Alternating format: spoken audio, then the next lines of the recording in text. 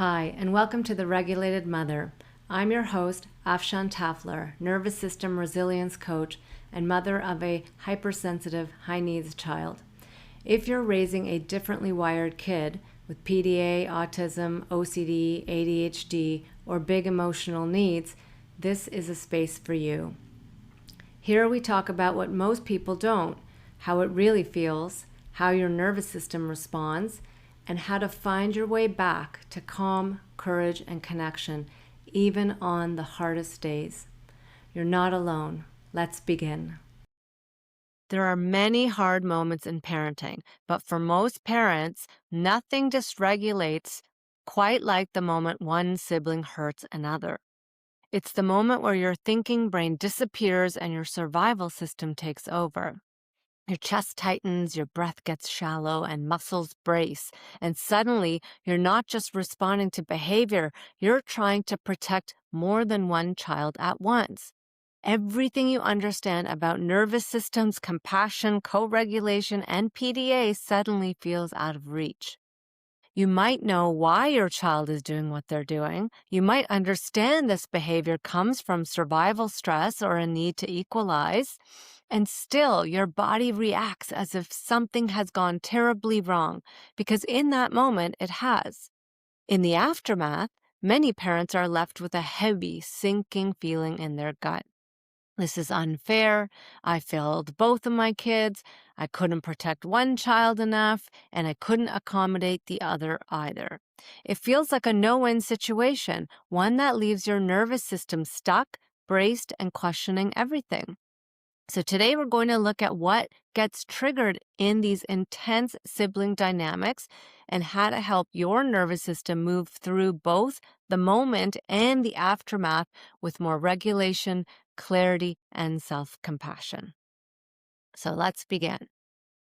So many of the parents that I work with tell me that this is the moment they dread the most, right? A child hits or pinches or spits on or throws things at or verbally attacks a sibling. And then perhaps it's a younger child, they cry, and then your heart drops into your stomach, okay? You might even hear yourself thinking, oh, he's having a hard time. And yet something inside you snaps anyways, right? In your mind starts saying, this is not right. They can't do this. This is unacceptable. So I've felt a version of this myself, even though I have only one child.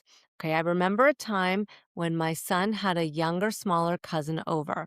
And there have been many times like this, okay? But I'm giving you this one example. At one point, he yelled and swore at her, okay, and even threw something at her. And instantly, my nervous system flooded. Okay, I felt a jolt through my body, a surge of energy that said, protect, now. Okay, she was smaller, more vulnerable, clearly distressed. Okay, and at the same time, I knew that if I corrected my son harshly or publicly, he's PDA autistic with OCD, right? That if I corrected him harshly or in front of others, his nervous system would just escalate and he would feel misunderstood, shamed, or abandoned, and things would likely get worse. Okay, so I felt frozen in those moments. If I stepped in strongly, I worried about what my son would take in about himself, and even worse, that he would escalate even more and the matters would get worse, right? But if I didn't step in, I felt like I was failing to protect the younger child, and it was my duty, right? Every option felt wrong. I was stuck between two competing responsibilities: the felt sense that it was my job to protect the younger child, and the felt sense that it was also my job to de-escalate and regulate my son so that things didn't spiral further. Okay, this is an internal bind, right? It's a real internal bind. It's holding two urgent opposing needs at the same time. And this often caused me to freeze in place, okay, which happens to many parents I know. And underneath the freeze, I could feel anger building, right? Hot, tight buzzing in my body, like the pressure was building. Do something, right? I noticed my mind starting to see my son as the aggressor, the perpetrator. And I felt pulled in multiple directions at once, trying to accommodate everyone, knowing safety had to come first, and also knowing the cost of that choice wouldn't be small. Okay. This internal bind is real, right? There are no good options, and it feels like there's only trade offs. And that is exactly what parents of multiple children, especially those parenting a PDA child who equalizes a lot, they describe this to me again and again. So I feel you, I hear you, and I've experienced this in moments with, other cousins and friends who have come over. Okay, so after moments like these, parents often walk away feeling completely wrecked. They tell me, I failed both kids, I didn't protect the vulnerable one enough, I couldn't stay patient or understanding with the child who was dysregulated, I became louder, harsher, or more reactive than I wanted to be. And what lingers isn't just exhaustion, okay, over these kinds of circumstances. It's a heavy mix of anger, okay, anger at the situation, right? Guilt, shame, grief, resentment, and a deep sense of unfairness of that these things, keep happening and you can't seem to fix them or change them. Okay, so many parents carry a quiet belief in their bodies that something is fundamentally wrong, either with them and their parenting or with their family. When in reality, they are just parenting inside an impossible bind. Okay, so to understand why this moment is so hard, makes sense that it's so hard, but let's understand why it's so hard. Let's slow it down and let's look at what gets triggered inside you, the parent. Okay, so in moments like these, our attention often goes straight to what we should do differently, right? What strategy will stop this? What tactic will prevent it next time? Okay, this is where every parent goes at first, searching the internet, trying to find a way to fix this problem. Okay, and that is an urgency that comes from survival. So that's your survival system in action trying to find a solution, right? Because it's trying to regain control of the situation because you feel so out of control and there's all these emotions being triggered underneath. Okay, but these moments rarely resolve through just strategy alone. Okay, what they require is a lot of clarity, like clear thinking in those moments, creativity, right? To find a creative solution that could work, and a lot of presence. Okay, survival system is not presence, right? Regulation is presence. So this starts by understanding what is getting triggered inside of you and working with it. And then when you can bring more safety and regulation back into your own nervous system, even an impossible bind becomes more workable, right? Because clarity comes on board and creativity comes on board, and then confidence comes on board as well, and choice as well. So because, and once parents understand why their nervous systems react the way it does, then also shame loosens its grip, right? And then real choice becomes possible again. So let's understand what gets triggered. Okay. Number one, we have this biological protector response. Okay. This is nervous system science. This is where we understand that when one child hurts another, the parent's nervous system detects real danger. Okay. So it's not like you're just getting dysregulated for no reason, right? This isn't imagined threat, and this isn't misinterpretation. So you're not doing anything wrong here, right? It's a true cue that danger is here. Okay. And then, of course, when your system feels like this could get dangerous, or it's already dangerous, then fight energy will start to mount automatically without your conscious awareness, right? It will mount and your system will want to go into action to stop the harm. Okay. And so you're going to feel this as your voice is going to get louder, your body's going to be moving faster, your chest is tightening, a sharp urgency is taking over. Okay. So I want to say that this is not always dysregulation, although it can be layered with dysregulation. It just can be a pure fight response to create safety. Okay. So it's the biology of the survival system that works very fast when it detects a real threat, too. And so your nervous system is doing exactly what it was designed to do, protect, right? So let's just take a moment to normalize this, right? Your child, one of your children is dysregulated and equalizing against the other and attempting to like do some sort of harm or aggressive action. And it is very normal. Your system's going to go into a fight response. Okay. So let's normalize that. That is expected. Okay. You are allowed, and it makes sense that this protection response comes out. And you are not bad or wrong for having this automatic protection response, and nor are you supposed to stay really calm when you're watching someone else get hurt. And that's kind of like impossible. But over time, okay, the work isn't about eliminating this response. It's about learning how to hold that protection energy with enough regulation on board so that it doesn't spill into dysregulation like rage or shaming or like being too physically aggressive, right? Or even your own terror or disconnection. Okay, but in the moment itself, the presence of this protection fight energy makes sense. So first let's normalize it and and and really understand that this is a normal like reaction and there's nothing wrong with it, but we want regulation on board with it. And we'll get to the solutions after. But let's go into triggering number 2. What's getting triggering inside of you, right? Okay, so we have this fight response, that's normal. But then there's trauma that's layered underneath that protection response that then can intensify that fight response, right? So for many parents, this protector response is amplified by your own past trauma. Okay. You may carry memories in your body of being harmed as a child, witnessing violence or bullying. Okay. Your own sibling trauma that you may have had, and moments when no one protected you. Okay, or that you saw somebody not being protected.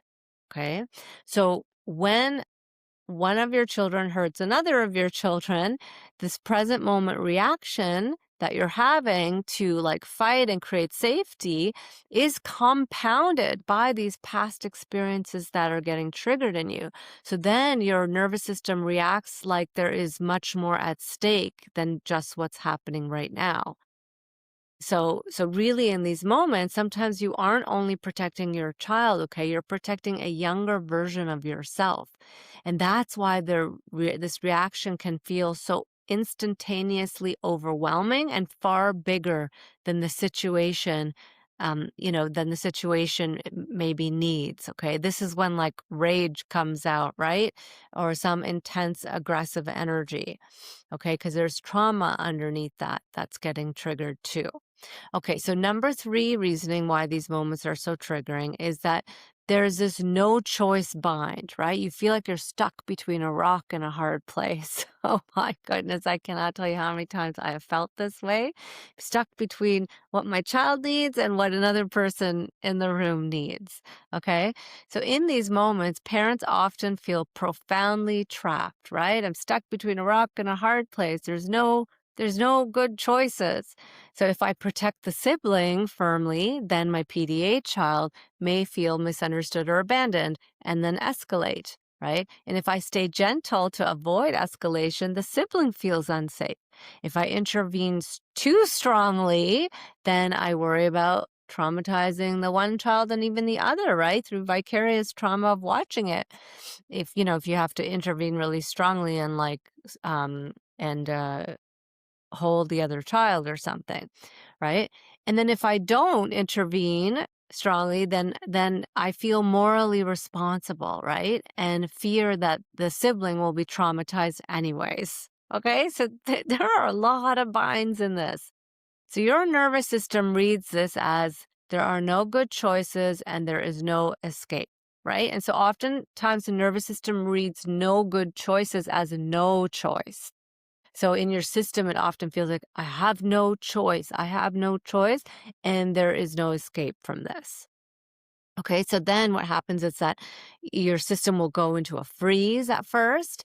Your body may go still or your mind may go blank and time feels suspended. But then your system doesn't want to stay there, so it's followed by a surge of energy to do something, anything to stop the threat. Okay, so feeling trapped with no good options or no choices is one of the strongest danger signals the nervous system knows and takes in. And when your system perceives entrapment, it will often swing to one of two extremes. Okay, either it will freeze and shut down, leaving you feeling helpless and immobilized, or it will launch into a rage in an attempt to protect at all costs.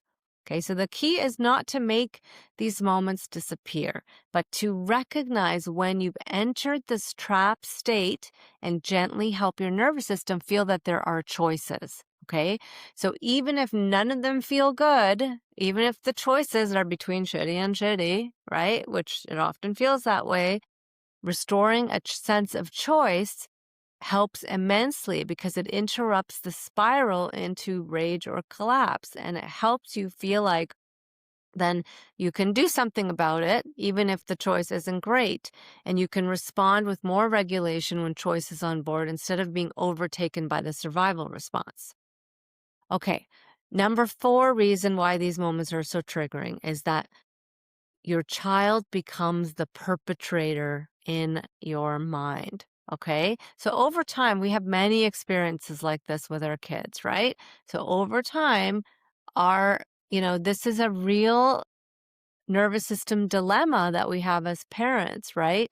That when harm is happening, the brains, and it happens often, the brain starts to organize itself around seeing danger. And in that moment, we see our child, right? We automatically view the child who is hurting the other child through a very familiar mental model that all of us have.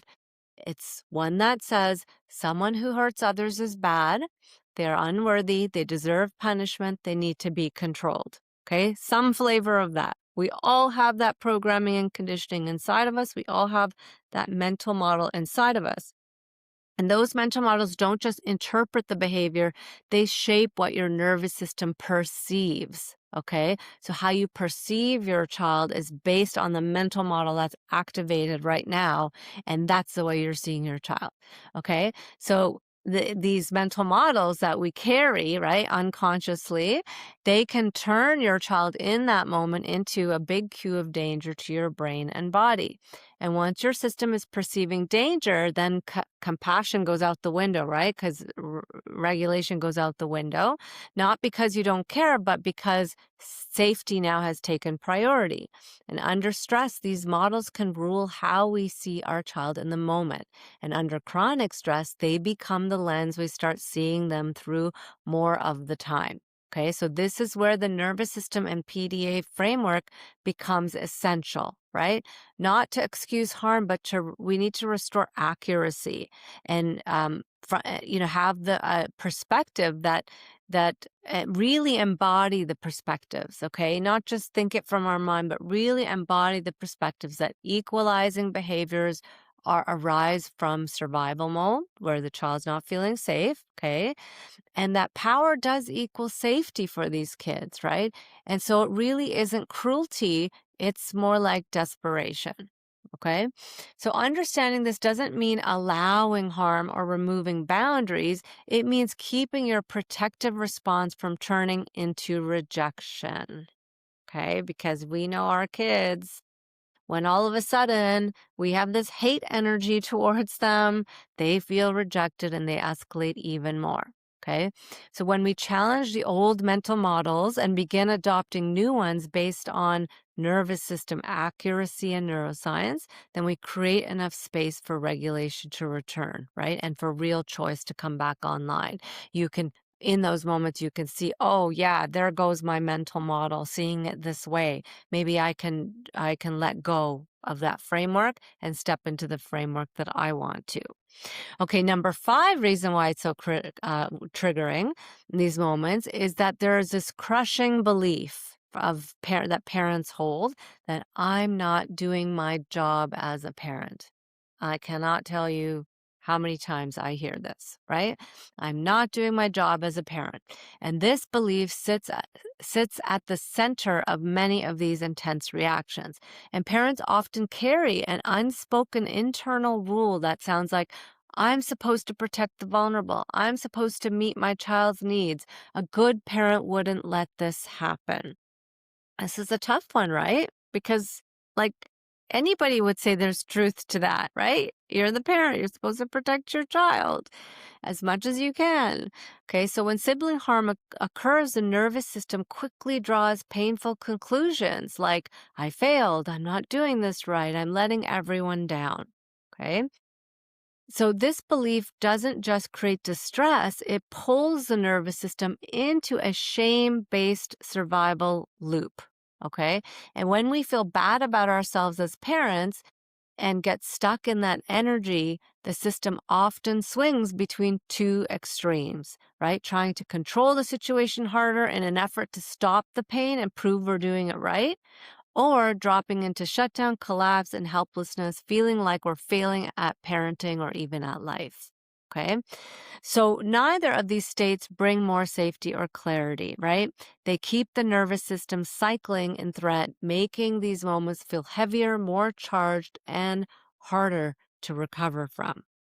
Okay, number 6 reason why these moments are so triggering. These moments are loaded, right? Number 6 is guilt, grief, and rage at the unfairness. So I hear this all the time too, right?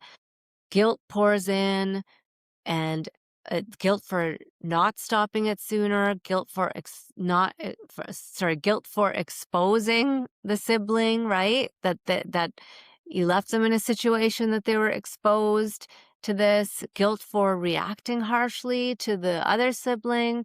Then grief follows closely behind, right? Grief for the sibling's experience, grief for the family you imagined, grief for how hard this is.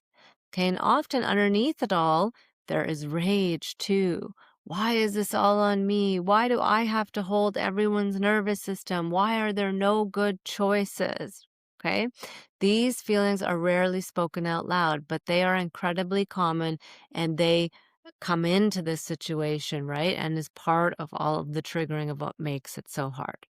Okay, so let's pivot now to working with these triggers so that they can soften over time, so that the situation doesn't become so loaded, right?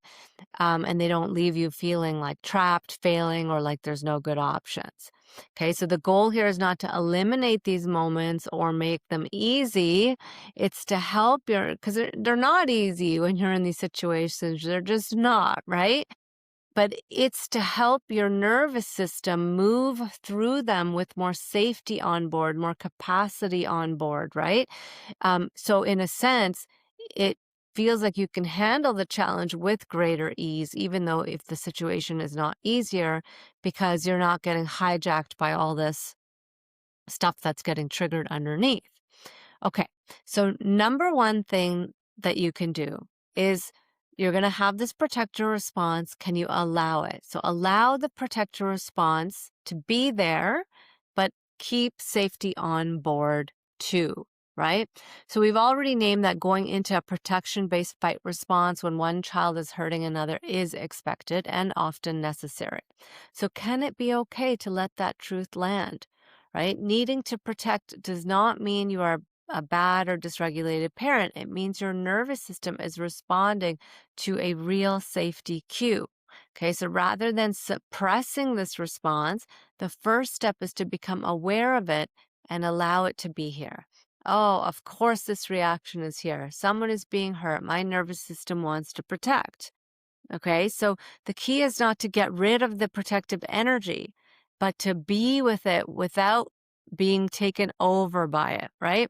Energy is mobilizing for a reason, right? To create safety. So can we unblend from the intensity of the reaction, right? This is what I call unblending, being with the reaction to create just enough space to notice the response without it fully taking you over. You want to take action from that energy, but you don't want to take dysregulated action from that fight energy. So allowing the response doesn't mean acting it out, in an intense way. It means letting safety and regulation come online alongside this energy so that you could take action that you need to take, but with more presence on board. Okay. And sometimes that action is going to need, some sort of intensity or some sort of physicality to it. Right. And it's not something that we want to do, but to create safety, sometimes that is necessary, but we don't want it to be like this antagonistic. We want enough safety on board with it and presence on board with it so we can do it as safely as possible. So what I find is when we allow a reaction to be there, right, then it begins to soften, okay, and we can be with it. But when we fight it, it intensifies. If we say we fight that intense reaction inside, I'm not supposed to be that way, I'm supposed to be calm, and we're fighting it, it just adds more fight energy to the mix. And then it can quickly turn antagonistic or shaming. Okay. So safety still comes first, right? Sometimes quick action is absolutely necessary, but how protection is delivered matters. So when it comes from grounded presence rather than panic or rage, then our children are less likely to encode shame or abandonment, right? And repair becomes much more possible afterwards, right? Because in a sense, you're feeling this intense energy inside, you're feeling your child's intense energy inside, you're mixing your regulation with it, and you're bringing that to the situation, and everybody feels that regulation mixed in with the fight energy, and then your children's nervous system have a chance to feel safe in the face of their own fight energy too, okay? So it does have a ripple effect.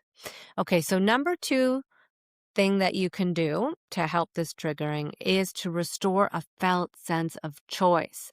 This is so important. The nervous system needs choice to feel safe. Okay, so even when no option feels good, restoring some choice, some sense of choice really matters. So can it be okay? So the first step here is, can it be okay that there are 2 really hard choices? Okay, so this is what I work with so many parents on. Can it be okay that there are 2 really hard choices here, right? Instead of feeling like there are no choice, there are 2 choices, but they're 2 hard choices, right? So you might anchor into, okay, these choices are awful, but I'm choosing the least harmful one right now. Okay. And then also that, okay, I can protect now, and maybe it feels like I have to protect now, but then I can repair later. Okay. So there are choices. Or one child may feel hurt and I can support them through that. So the choice becomes that even if one child gets hurt, which inevitably happens, right? In some way, shape, or form, somebody's feelings get hurt, or maybe one child gets physically hurt. But okay, now the choice becomes that I can support them through that. Okay. So instead of going to feeling like we're stuck, we're trapped, this keeps happening, there's no good choices, right? We want choice to come on board in some way, even if they're not good choices, if it doesn't feel like they're good choices, there's still choice.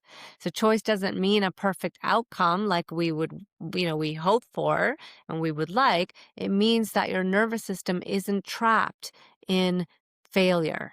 Okay. Okay. So number 3 is updating context and meaning over time. So context is another thing the nervous system needs to feel safe. Context is the who, what, when, where, why, how.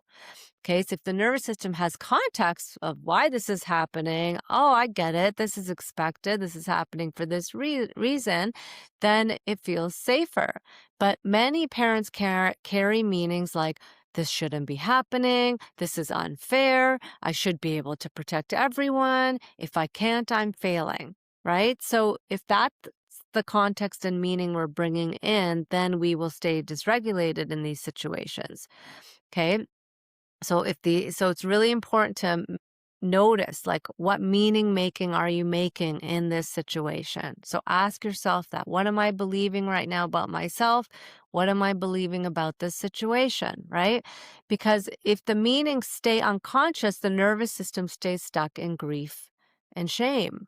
Okay. But when we gently name the meanings, shine light on them, and then we update those meanings, not to deny reality, but to meet reality with a meaning that's more accurate, right? And more reflection of truth, then the nervous system can begin to move out of stuckness and into more understanding and more flow. Okay. So this includes allowing truths like, okay, sibling conflict happens in families. This is expected. This is part of the journey, of life. So can that be there? Or this is not a sign of parental failure if you couldn't protect one of the siblings, right? It's not a sign of parental failure. And then PDA behaviors arise from nervous system threat. Okay, so can you take that one in deeply? Okay, and then the reframe that many parents find both challenging and relieving is, can this be a part of the sibling's life experience because they are supported through it? Okay, so first of all, can we allow that this is a part of life, right? Hardship alone doesn't create trauma, but hardship without support does. And of course, we don't want our kids to go through hardship. None of us do, right? The grief and the pain we take on when we see their suffering. And yet we've all gone through suffering and pain, right? And that's part of the reason why we don't want them to suffer, because then it triggers our own pain inside, right? But it is a part of life. So can we allow that, right? And know that at least you are there supporting your child through it. So when a sibling is protected, believed, soothed, and repaired with, then their nervous system learns that difficulty can be survived with connection and support. Okay? And your presence changes how these moments are encoded. Okay, so number 4, always repair with all kids involved and even repair with yourself. Okay, so rupture is inevitable, right? In nervous system intense homes and in every home. Okay, and repair is what builds resilience. So, can it be okay to let this truth land? So, even when you had to make hard choices, when you protected one child over another, or when you couldn't protect in the way that you wish you had, right?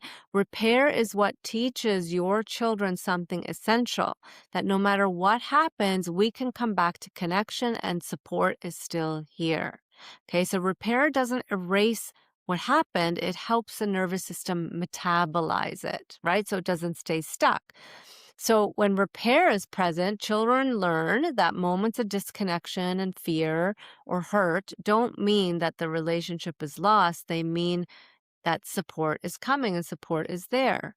Okay. So repair with the sibling who was hurt can include validating their true experience, reassuring safety, offering age appropriate context for why the other child hurt them, right? Giving them a voice to say what they need to say, reaffirming that you are there to protect them. Okay. And that you'll do the best that you can to protect them. And sometimes like it's inevitable, right? That you will not be able to protect them, but then you'll be there with them afterwards, right? To hold them through that experience. So this helps their nervous system feel seen and held rather than alone with the experience. And then repair with the PDA child or the child who, hurt the other sibling, that can happen once regulation returns, right? So we can reflect to that child that their behavior came from a survival response in order to help reduce shame.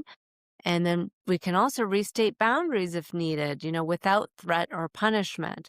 And we can offer safer routes to power, control, or release. So there's a lot in this, which I don't get into in here, but there's a lot in what you can do with the child who's more aggressive outside the moments and changing the external circumstances, right, to some degree. And sometimes you have to do that, like separate both children for enough time so there's not, and give the one who's equalizing enough one-on-one attention to fill their power bucket, so that they don't then take it out on the other child, right? Okay, so repair with yourself matters too, okay? So this is important. We want to name the grief and how hard this is for you. Release the shame about not doing it perfectly and offering yourself compassion for being in an impossible, what feels like an impossible position. Okay, your nervous system needs repair just as much as your children's. And nervous systems grow through rupture and repair, not perfection. Okay, so hold on to that line. Nervous systems grow through rupture and repair. So can there be space that this is here and that's okay?